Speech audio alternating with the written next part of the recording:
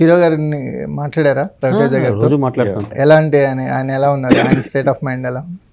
అదే గంట కాల్ చేస్తాడు, ఏం చాలా హ్యాపీగా ఉన్నారు ఆయన. మ్మ్. కంటెంట్ బాగుంది, అందరూ నాకు ఫోన్లు చేశారు. అంటే చాలా రోజులు అయిపోయిందండి కామెడీ ఇంత ఆర్గానిక్గా ఉండే కామెడీ, అంటే క్యారెక్టర్ నుంచి క్రియేట్ అయ్యి ఇన్ని క్యారెక్టర్స్ ఈ మధ్యకాలంలో ప్రతిదానికి ఒక క్యారెక్టరేషన్ ఉంటుంది. అంటే కామెడీ వచ్చి డైలాగ్ చెప్పేసి వెళ్ళిపోకుండా ఇప్పుడు సత్యాకు ఒక క్యారెక్టరేషన్ ఉంటుంది, సునీల్ అన్న ఒకటి ఉంటుంది, కిషోర్ గౌడ్ గారికి, రోహన్కి కూడా చివరికి, సోనియా సింగ్కి, అంటే ఇన్ని క్యారెక్టరేషన్స్ ఉండి అసలు అందరూ ఒక దాని ఏమంటారు ఒక ఫ్యామిలీ లాగా క్రియేట్ అయింది. అందువల్ల ఇంత కామెడీ ఆర్గానిక్గా జనరేట్ అవుతుందని చాలామంది ఫోన్లు చేశారు. సోనియా సింగ్, సునీల్ గారు అసలు ఈ మ్యాచ్ ఎలా అనిపించింది సార్ మీకు? మ్యాక్సిమం మీరు రియల్ లైఫ్లో కొన్ని చూసారంటే కొన్ని జంటలను చూస్తే మనకు అర్థం కాదు.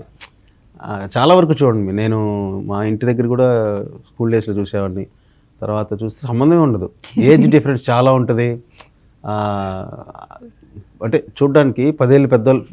మా రిలేటివ్స్లో మా వైఫ్ సైడ్ రిలేటివ్ కూడా 14 ఏళ్ళు డిఫరెన్స్ ఉండి పెళ్లి చేసుకుంటున్నారు. ఆవిడ చాలా రాక్షసంగా ఉన్నారు సార్. బాత్రూమ్ కి డోర్ కే డ్రిల్లింగ్ మిషన్ పెట్టేస్తున్నారు. మరి ఏం చేసిన అంత మంచి ఇంట్లో చక్కని అమ్మాయిని పెట్టుకొని మరి సింగపూర్ అటు ఇటు తిరిగితే ఉంటుంది ఆవిడ.